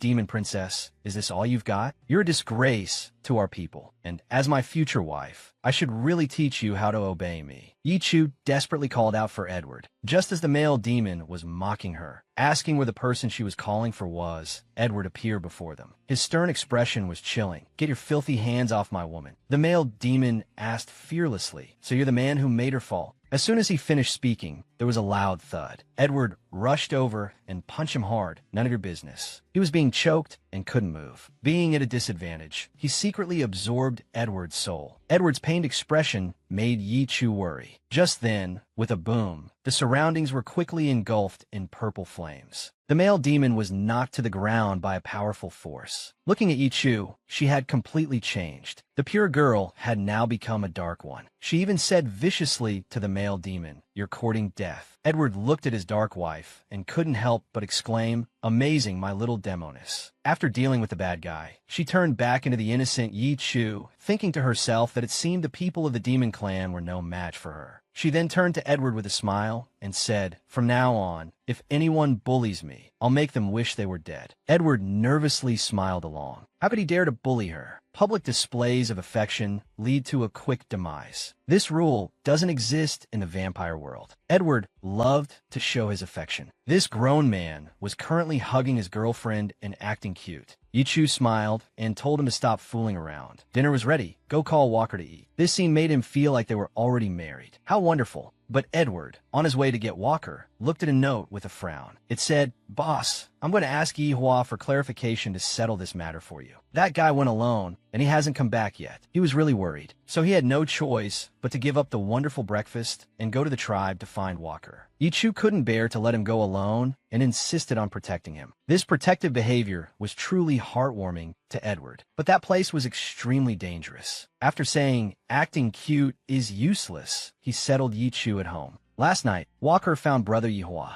He righteously said he wanted to help him escape the Queen's control, but unexpectedly, the answer he got was that it was voluntary. The reason was for power, for more freedom, and the thrill of killing. If that's the case, then they probably can't be a family anymore. Walker left, disappointed. He walked down the road dejectedly, completely unaware of the bastard behind him. At this moment, Edward had already snuck into Yi Hua's room, holding a knife to his neck and loudly demanding to know where Walker was. Yi Hua slowly put on his glasses and said, "I've been waiting for you." He had come to me earlier, but not long after, he was captured by Duchess Diane. He then took Edward's hand and cut his own neck with it, telling him with a determined look in his eyes that the act must be convincing. Edward had a confused look, not knowing what he meant. Yihua added, "Why don't you use me as a hostage? Perhaps you'll succeed in the exchange, but you might also lose your life here." What on earth did he do to make so many people want to kill him? Edward pretended to kidnap Yihua and brought him before Duchess Diane to trade for Walker, one life for another. The Duchess was very happy to see the visitor because she had been looking for Edward for a long time. Ever since her brother was killed by hunters, her hope for survival was to one day be able to kill Edward with her own hands. But Edward was unfazed. "Too many people want to kill me. Get in line." The Duchess advised him not to speak too soon, then rushed towards him, but was easily dodged. The other party punched him again, sending him back several meters. This reaction's speed terrified the Duchess. Just then, Yihua suddenly collapsed to the ground with a long gash on his back. The Duchess cried out his name in pain. But this was actually all part of his and Edward's plan. Because he couldn't get involved on either side, he could only fake fainting to buy Edward time to escape. Outside, Edward carried Walker and broke through the heavy encirclement of soldiers. But fighting 1 against 100 was starting to take its toll on him. Just then, purple flames ignited around them. In an instant, the tribe was filled with cries of agony. It was Yi Chu who had come to save him. In a critical moment, he still had to rely on his wife. Yi Chu flew to his side, playing the part, and after shielding his body with her wings, she yelled, "Come at me." Then, when the arrows really came at her, her cries of pain attracted her brother. Seeing Yi Chu in such danger, he couldn't pretend anymore. He rushed out with an arrow, cursing Edward for being a bastard for using his sister as a shield. A guard beside him told him not to rush out, or else all his previous efforts would be wasted. He looked at Yi Chu struggling and said, "If I can't even protect the most important person to me, what's the use of all that empty fame?" And so, Edward broke through the siege under Yi Chu's cover. Walker on his back also woke up at this moment. He looked at the sea of flowers in the forest and said to Edward, "I'm so tired. It would be nice to rest here forever." This made Edward even more angry. So he questioned him, "Why did you go to Yihua alone?" Walker stammered in reply, "Because of our old partnership, and I don't think he's a bad person. He actually wants us to stay away from him. He's been protecting us all along." After saying that, Walker's head never lifted again. They ran in front, with their enemies chasing behind. Even with his wife, the little demoness, protecting him, Edward was still injured in the chaos of swords. The Duchess smiled sinisterly, thinking her revenge was about to be complete, but unexpectedly, Edward's father not only let them go, but also caught the Duchess and taught her a lesson. His sword swung towards the Duchess's right hand. "This one is for Walker." Then he swung towards her left hand. "This is for the wound you gave Edward." The Duchess lay on the ground, somewhat defiant. "I can't die. I haven't avenged my brother yet." She reached out, trying to grab the bow and arrow on the ground. But at this moment, the Duke's arrow was already raised high. This arrow could very well take her life. Just as she was losing all hope, Queen Anna arrived. "After being obedient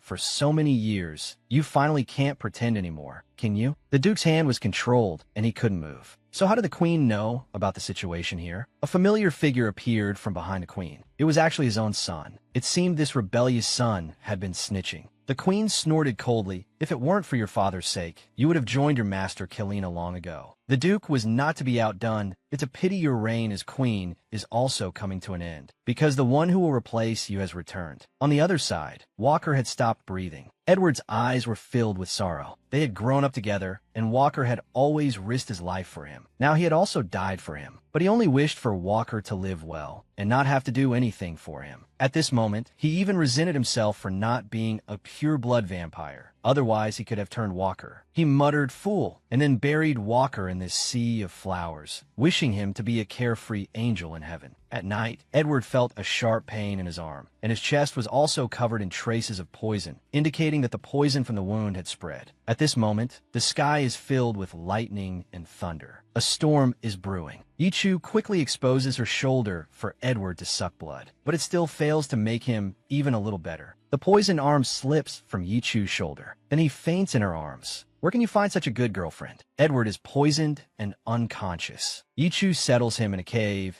and decisively cuts her own wrist for him to drink her blood. It's just a pity that her good intentions were misplaced. When someone is poisoned, shouldn't you suck the poison out? Looking at her dying boyfriend, she gets a little angry. She directly grabs Edward's collar and says, "Even drinking blood doesn't work. What on earth should I do? You said your team would protect me. You're such a liar." Outside, a storm rages. The two have no choice but to build a fire in the cave to keep warm. She looks at Edward's quiet side profile, thinking, as long as you're willing to wake up, I'm willing to wait no matter how long it takes. Who made me meet you, and not someone else? The next day, Edward still shows no signs of improvement. She can only get up to find food for herself. Suddenly, a man's voice rings out. You are hard to find. To think you'd hide deep in these old mountains. He is the male demon, a subordinate of the demon prince. Ever since he discovered that Yi Chu is the little princess, he has been plotting to use her to consolidate the throne. So, Yi Chu is just a tool in his eyes. He ruthlessly knocks the person out of the tree, then catches her as she falls. The attacked Yi Chu directly transforms into a little demon, angrily breaking free from the male demon's arms. The male demon feels this woman doesn't know what's good for her and uses magic to teach her a lesson. Before she can react, he steps forward and slaps her. Yi Chu has a look of disbelief. How can a person be so shameless? Just because she won't marry him, he cruelly hurts others. Next comes a kick from the male demon. It's too much. At this moment, Edward, for some reason, begins to tremble all over, but just can't wake up. The injured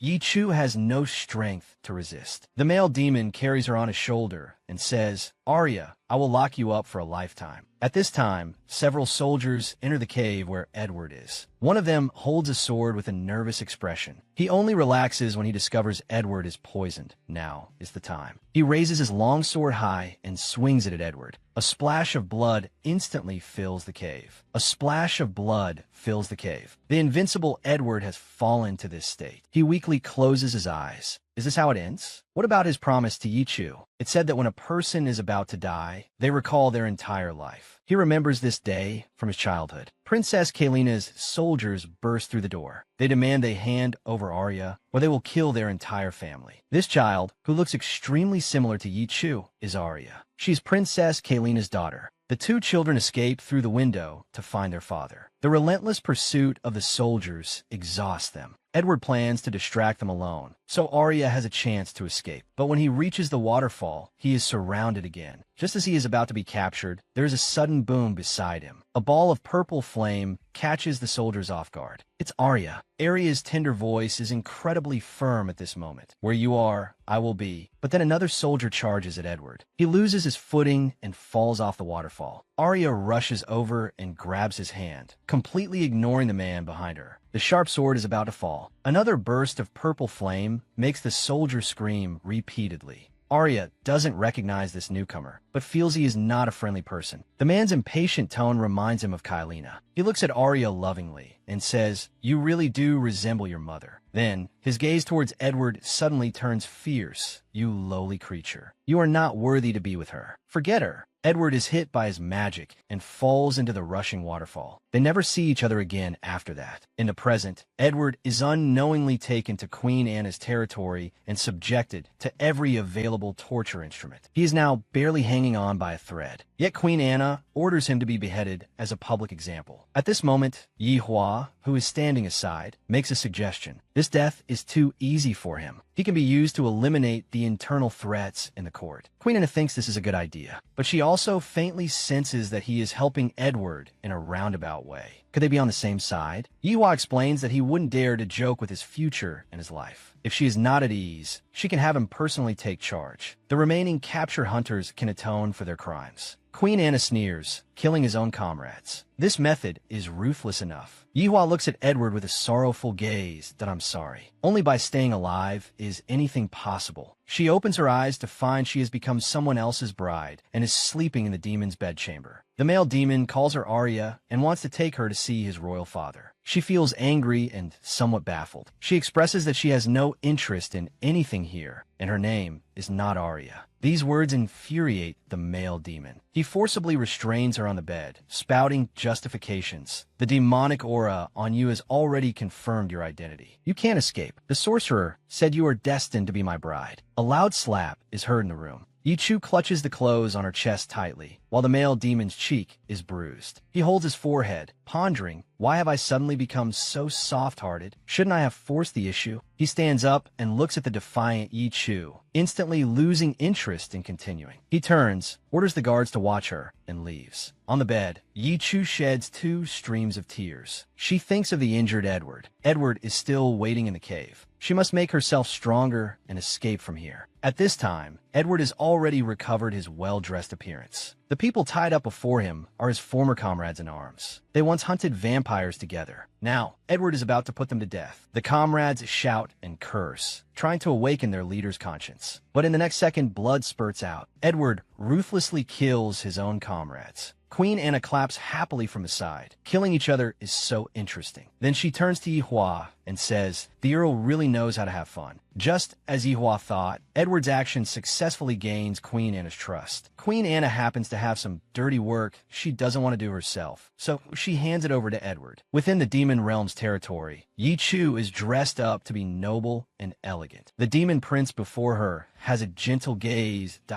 My daughter, it has been a long time. And Yi Chu recognizes him as the father of Arya from her dreams. After living for over 20 years, she suddenly has another father. How many more surprises does this world hold that she doesn't know about? This father is powerful and influential, the prince of the demons. Yi Chu takes the opportunity to complain about the male demon bullying her. She also says the male demon wants to use her to consolidate his position on the throne. The male demon at the side is furious. He goes up and chokes her, telling her to shut up. The father calmly pulls the two apart, saying, children your age just like to bicker. I will scold him later, but it was wrong of you to undermine him in front of so many people. Yi Chu pouts, dissatisfied with the prince's handling of the situation and feeling sorry for Arya. How could there be such a father in the world who doesn't consider his daughter at all? The time shifts to their childhood. Arya is taken away by the demon prince. After being notified, Kylina blocks their path because she knows the demon prince's scheme is just to take their daughter to get revenge on the Blood Clan. But the prince is determined to take his daughter back. The two argue incessantly, which frustrates Arya. Kylina also indicates that more words are useless and directly attacks with magic. But unexpectedly, the prince uses his daughter as a shield. Little Arya is severely injured. Not long after, she closes her eyes in Kylina's arms. At night, Kylina summons a sorcerer to set up a magic formation for her dead daughter. And using her own blood as a medium, she sends Arya to another world. At this moment, she must deeply regret not protecting her daughter well. She hopes her daughter can live happily in a place without conflict. Just like that, Arya is sent to the human world. She is reincarnated as Yi Chu. In the present, after angering the male demon, Yi Chu is locked in an iron cage. At this moment, her grievance reaches its peak. She roars at the male demon. What did I ever do to you people to be treated like a slave? The male demon gently places his hand on her shoulder and says, if a slave dared to shout at me, I would have finished them long ago. I've been patient enough with you. He then wipes away Yi Chu's tears. However, this expression of yours is much more pleasing to the eye. She is a noble demon princess, yet now she is locked in an iron cage. Yi Chu hugs her arms and squats in a corner, thinking about how to get out. She is surrounded by iron walls. The only way is to deal with the guards outside the window. Although she has been reincarnated as a human, her Blood Clan and Demon Clan abilities have awakened. Maybe she can control them. So she walks forward, stares into the guard's eyes, and says, go, bring the male demon to me. Do not alert anyone else. The guard immediately agrees to her request. After a while, someone arrives. Yi Chu lies weakly on the ground. Upon seeing the male demon, she shows a pitiful expression. If I obey, will you be nicer to me? The male demon, changing his previous arrogance, says he will see how things go. Then, Yi Chu proposes to go to the bathhouse. She can't stand this dirty place anymore. In reality, it's because the bathhouse is closest to the demon realm's exit, and it gives her a reason to dismiss the soldiers. Then she can slip away smoothly. The male demon is still a bit hesitant to lose face, so he asks if she is demanding this of him. Yi Chu's hand rests on the male demon's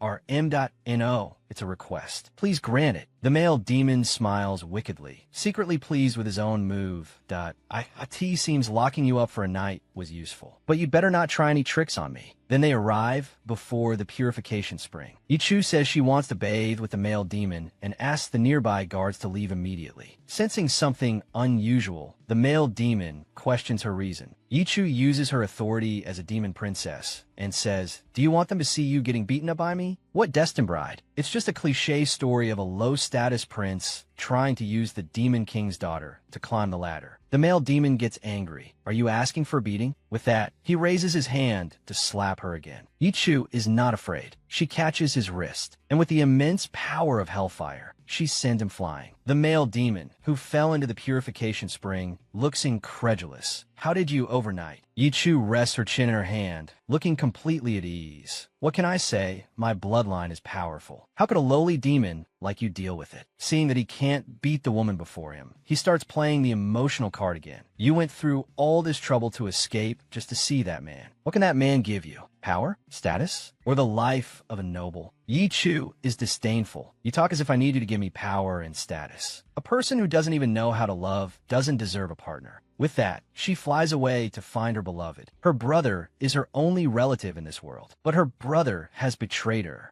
A maid tells her that her brother convinced Queen Anna to let Edward serve as a puppet to atone for his crimes. Yichu angrily smashes a table lamp on the floor. So her brother and the queen knew each other all along. She sits in front of a photograph. Tears stream down her face that I trusted you so much, treated you like a brother. But in the end, you are not my brother. In that case, I'll take you all down with me. Late at night, she goes alone to the cave where Edward was hidden, but she only sees dried bloodstains on the ground and no sign of him. She doesn't dare to think the worst. He must be fine. You haven't even fulfilled your promises yet. You dare to die on me. Just then, footsteps are heard from behind. She instantly becomes alert.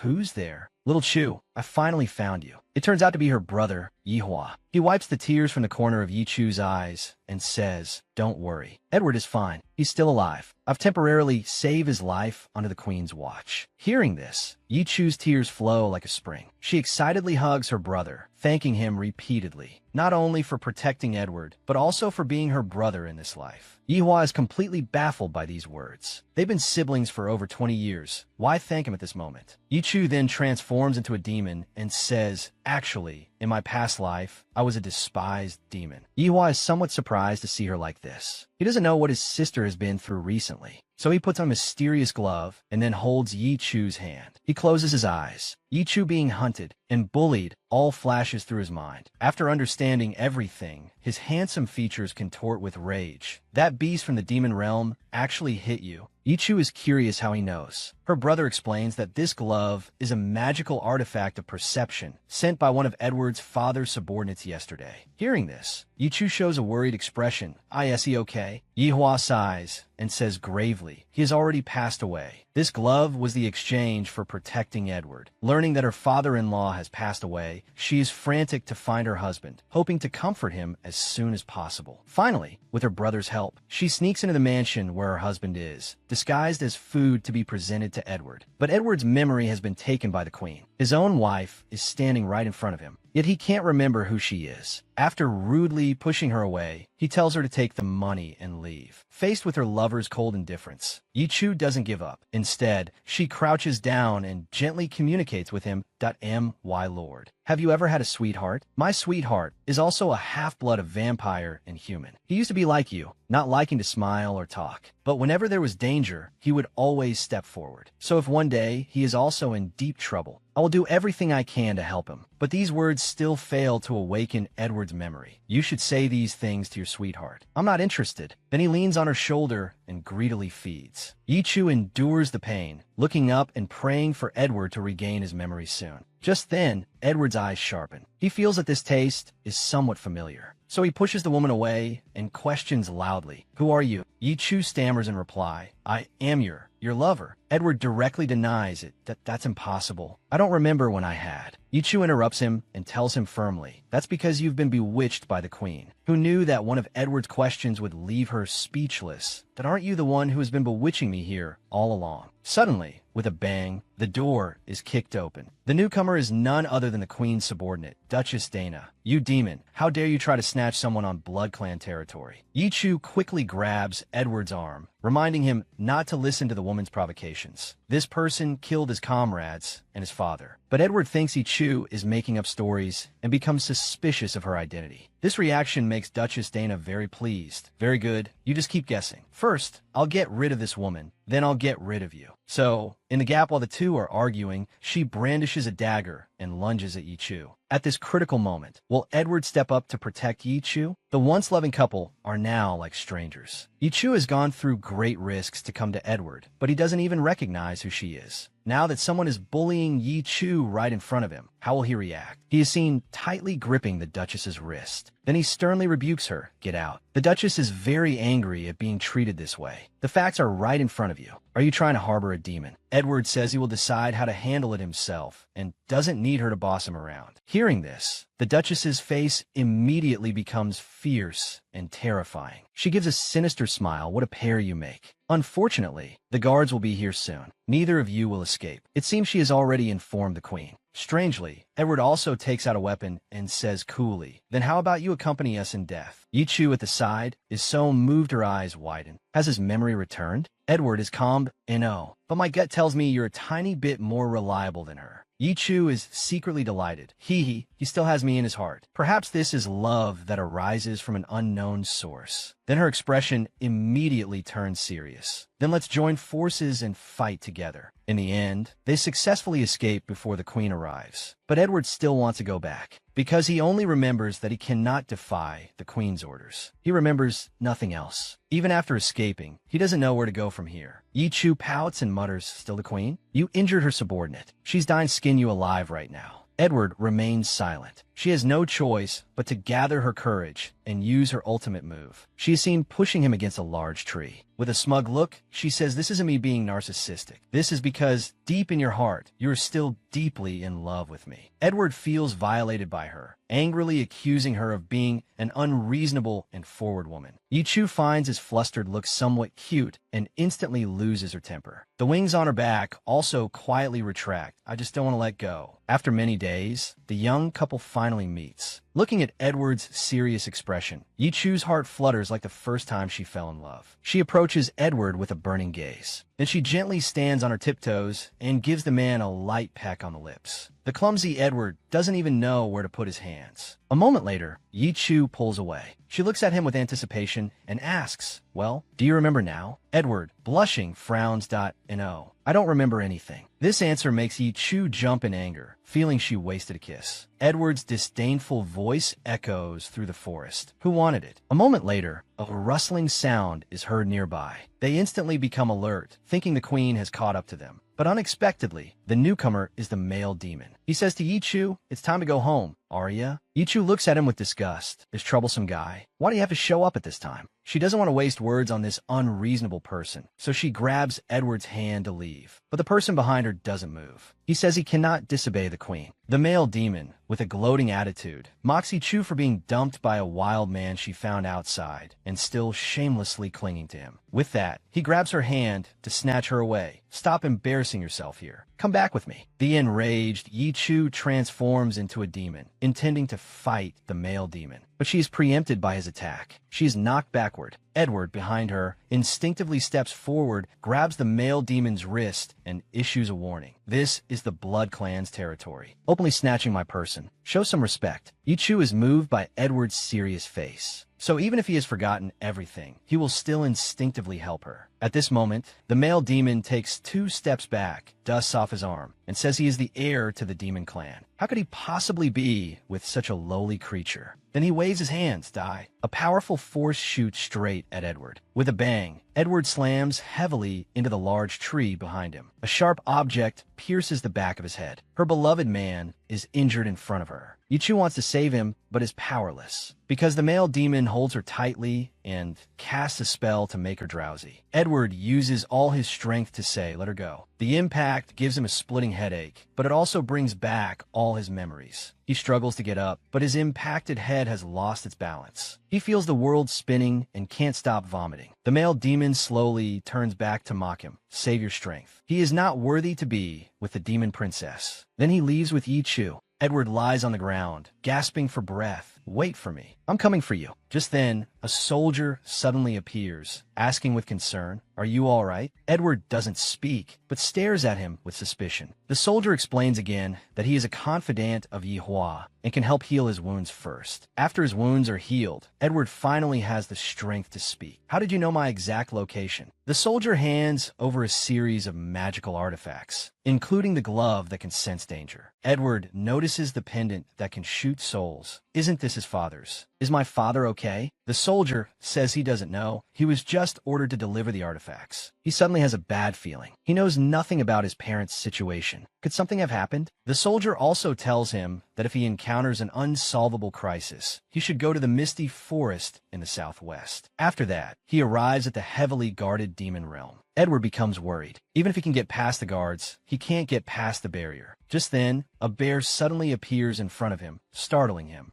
And this bear picks him up and runs. With his head facing backward, he feels a wave of dizziness. Soon, the bear stops in front of a cave. Several rats are guarding the cave entrance. What does this mean? Could it be a passage to the inside of the demon realm? Inside the male demon's bedchamber, Yichu opens her eyes to find herself surrounded by a group of maids. Her hands and feet are also chained. She doesn't understand what's going on. The male demon appears and gives a warning. They're dressing you up for our grand wedding. She wakes up to find herself in the demon's bedchamber and learns that she is about to marry someone she detests. But her heart belongs to Edward. She doesn't want to marry this male demon. The male demon also knows her heart belongs to someone else. But he doesn't care, because he has only one goal: to use Yichu to consolidate his position on the throne. He shows a look of determination, ignoring Yichu's struggles. Then he picks her up in his arms and says, "It's okay. I'll make you forget him completely now." Then he starts walking out. Just then, the smooth floor suddenly cracks open. A dusty Edward emerges. He dusts himself off and says casually, "I didn't expect the rat's positioning to be so accurate." The male demon is surprised that he is still alive after being seriously injured. Yichu is surprised that his memory has returned. Otherwise, he wouldn't have risked coming to find her. Edward, having obtained the magical artifacts, is full of confidence. He instantly teleports behind the male demon and chokes him. The male demon, in pain, loosens his grip and Yichu falls. But fortunately, she is caught securely by several rats. Edward takes out the soul-shooting artifact and absorbs the male demon's soul. The male demon's face instantly turns pale, and he loses his strength. As he is sent flying,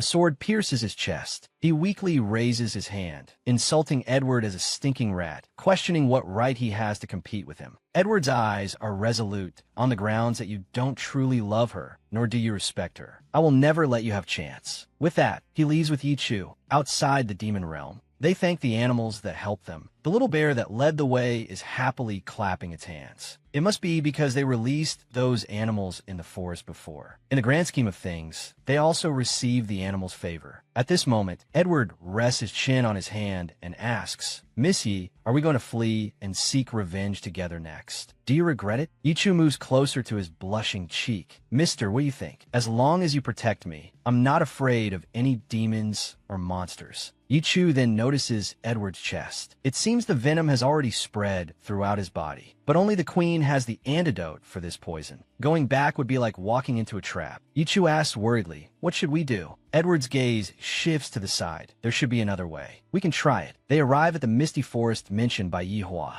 They expected it to be a peaceful place. But unexpectedly, it looks like a graveyard. Yichu clings tightly to Edward, asking fearfully, "There aren't any ghosts here, are there?" He is amused by this question that you're a demon, you know? The ghosts should be afraid of you. To ease the eerie atmosphere, Yichu starts humming a song softly. Just as the two are praying for no danger to appear, a dry finger pokes Yichu. Yichu stiffly turns her head, only to see a female ghost with bluish-green skin and covered in patches. She's so scared she jumps 3 feet high. Edward quickly covers her eyes. Then he fiercely says to the female ghost, "If you don't want to die, get lost." The female ghost pitifully wrings her hands, muttering to herself, "I'm already dead. I was ordered by my master to receive you too." From the looks of it, she doesn't seem to be a bad ghost. The two follow her to a large tree. A cute voice calls out to them, over here, over here. I am the witch who guards this forest. I was entrusted by Brother Yihua to protect you." Yichu seems to see a glimmer of hope. "Since you are the great witch, you should be able to cure the poison, right?" But the great witch sighs deeply. "This is a special poison from the Blood Clan. I'm also powerless." Edward thinks for a moment and plans to find his father for a solution. Yichu is in a dilemma. How can she tell him that the Duke has already passed away? Within the Blood Clan's realm, Queen Anna has discovered that Yihua helped Edward escape. The queen looks incredulous. Such deep affection. It seems they must be having an affair. Her thoughts slip out, "I didn't expect you to be into men." Yihua coughs twice. What kind of logic is that? He answers firmly, Your Majesty, my taste is not that bad. Queen Anna summons a sorcerer to see who Yi Chu really is. But what she sees is Princess Kailina's face. But Kailina had died by her hand long ago. Is this her child?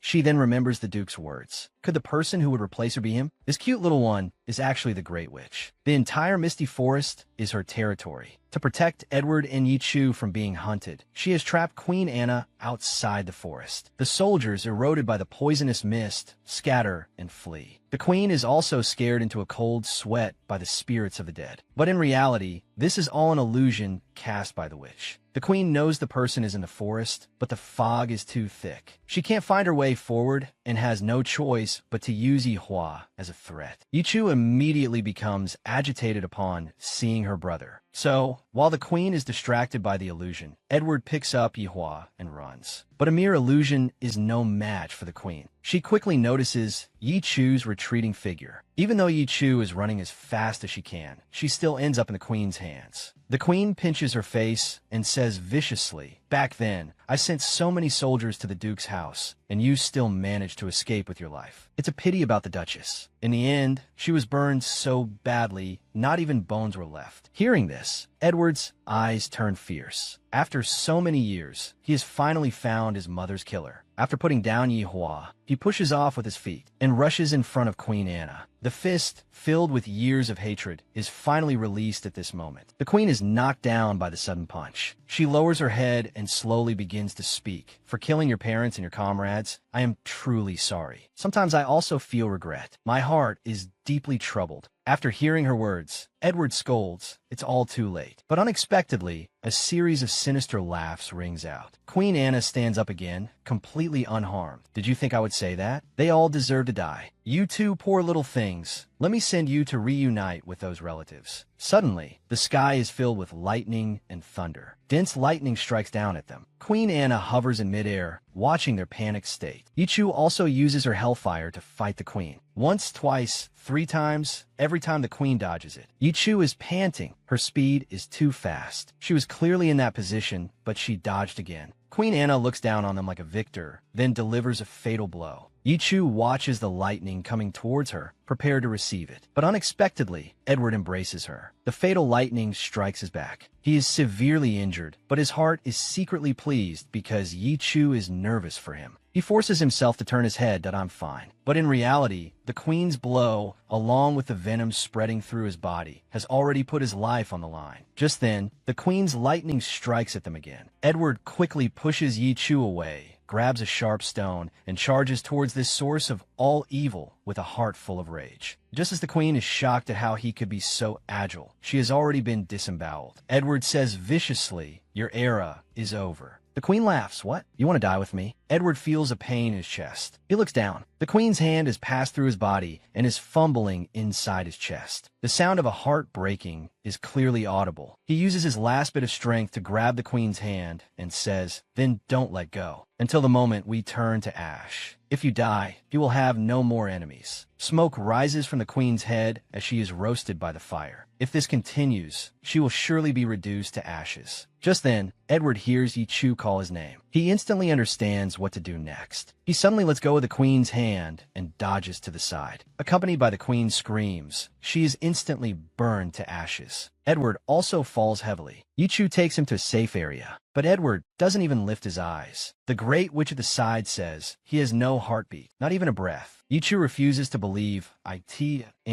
he's just out of strength. Then she bites her own wrist for Edward to drink her blood. A demon's blood has powerful healing abilities. He should recover after drinking the blood, right? But he still shows no reaction. Yi Chu realizes the severity of the situation. I forbid you to play this kind of joke on me. Don't leave me. Then she begins to sob. At this moment, Yihua appears behind her. He looks up at the red moon in the sky. Go back. The time is ripe. The biting cold wind howls in her ears. Yi Chu has bitten her own wrist fiercely, just so Edward can open his eyes and look at her. She can't just let her lover die like this. She is still waiting for him to fulfill his promise. But Edward has no heartbeat or breath anymore. He can no longer hear. He will no longer be there to gently comfort her when Yi Chu cries. Her tears slide down her cheeks. She cries her heart out. Suddenly, her expression freezes. Then she collapses on Edward's chest. Behind her, Yihua chide, "Silly girl. Do you think he'll come back if you abuse yourself like this?" At this time, a red moon is strikingly visible in the sky. Yihua closes his eyes. Go back. The time is ripe. In the hospital room, the sleeping Yi Chu mutters incessantly. Her parents stand up excitedly. The child is awake. Yi Chu opens her eyes to see her parents' haggard faces. Still not recovered from her grief, her tears burst forth once again. The three of them embrace and weep. Later, she learns that her parents received a police call saying Yi Chu had fainted at the art museum. Her mother asks with concern where she has been for the past year. She recalls with tears, "It's a long story. I went on a fantastical journey. Along the way, I met my prince and my brother." Her parents listen gently. After her daughter's endless talk,